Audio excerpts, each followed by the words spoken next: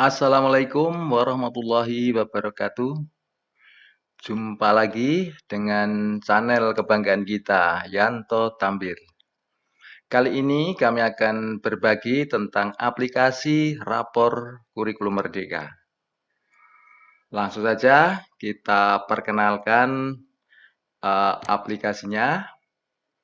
Ini adalah bentuk aplikasi rapor kurikulum merdeka. Untuk mengisinya tentu saja biasa dari data sekolah.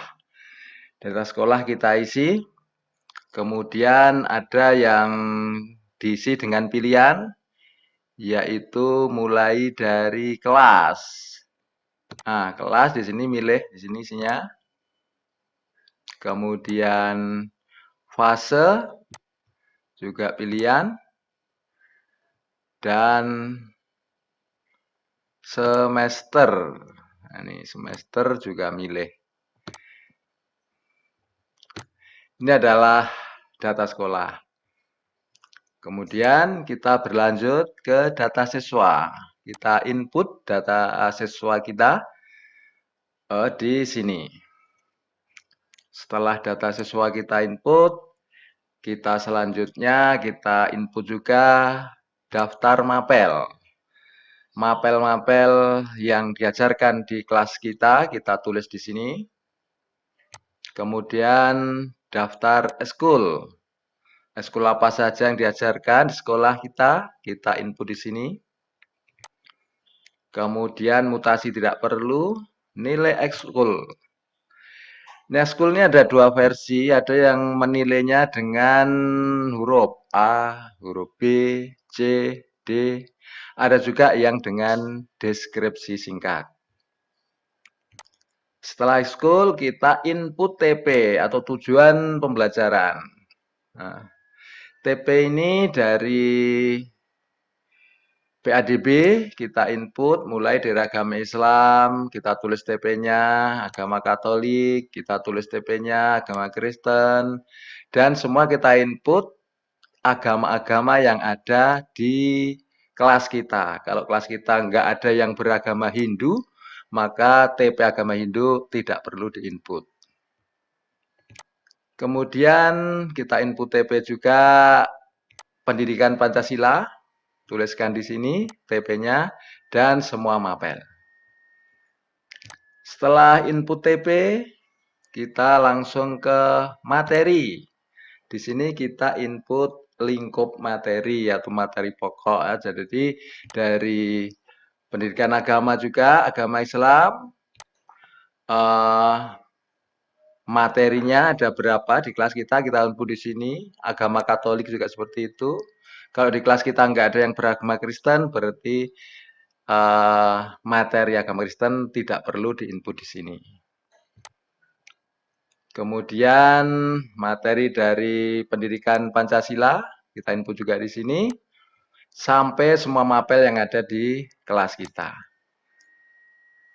Setelah input materi, kita langsung ke penilaian. Jadi dari sini tadi sampai input materi adalah input-input sebelum kita mengadakan penilaian. Nah, setelah selesai baru kita menilai. Kita mulai dari nilai formatif. Namun sebelum penilaian formatif kita lanjutkan, kita informasikan di sini tertulis SD contoh. Ini bisa diubah menjadi nama sekolah Bapak Ibu. Caranya dengan mengubah nama sekolah dengan passwordnya adalah nama saya, yaitu Yanto Tambir. Lanjut, kita ke formatif. Nah, penilaian formatif dimulai juga dari pendidikan agama dan budi pekerti.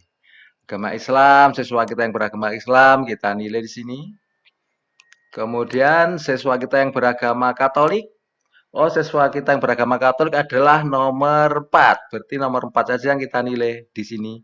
Yang lainnya enggak, agamanya tidak Katolik. Selanjutnya misalnya agama Kristen. Siswa kita yang beragama Kristen nomor 1. Berarti yang kita nilai nomor 1 saja. Yang lain tidak. Jadi penilaiannya adalah sesuai dengan agamanya siswa masing-masing karena berhubungan dengan deskripsi di rapor nanti. Kemudian setelah PADB kita juga nilai formatifnya Pancasila atau pendidikan Pancasila kita nilai juga. Ini semua agama sama di sini. Kemudian bahasa Indonesia dan semua mapel yang ada di sekolah kita. Setelah formatif kita lanjut ke sumatif. Nah, penilaian sumatif juga dimulai dari PADB. Nilai sumatif akhir lingkup materi yang pertama atau materi pertama, berapa nilainya si A, si B, sumatif yang kedua, nilainya berapa, kemudian sumatif akhir lingkup materi yang ketiga, berapa, dan seterusnya, sampai berapa materi yang diajarkan. Kemudian pendidikan Pancasila juga seperti itu, sama, sampai semua mapel yang ada di sekolah kita. Selanjutnya kita menuju ke rekap. Nah, di rekap itu kita tidak perlu input karena ini sudah otomatis muncul di sini dari penilaian kita formatif maupun sumatif sudah akan terkonfirmasi di rekap ini. Selanjutnya kita ke nilai rapor atau print rapor. Nah, ini printnya sesuai dengan agama siswa. Misalnya agama siswa ini yang agama Islam nomor 1, 2, 3, 4, nomor 1, 2, 3, 4 kita print di sini. Kemudian, oh agama anak kita yang Katolik itu nomor 4 misalnya. Berarti di agama Katolik ini siswa nomor 4 saja yang di print. Nah, di sini. Yang lain tidak karena agamanya lain. Karena rapor ini di print sesuai dengan agama siswa. Karena berhubungan dengan deskripsi rapor di PADB atau agama. Kemudian Bapak Ibu yang saya hormati, ada juga di sini yang perlu kita sampaikan. Ini nama sekolahnya adalah Sekolah SD Contoh, UPT SD Negeri 09 Contoh. Ini diubah menjadi sekolah Bapak Ibu sendiri dengan cara mengubahnya adalah di data sekolah. Kemudian kita buka dulu kuncinya. Kuncinya apa? Setelah saya terangkan tadi di depan.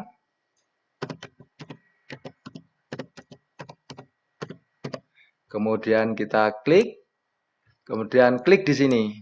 Nah, baru ditulis SD mana. Misalnya dari 09 Dumai misalnya.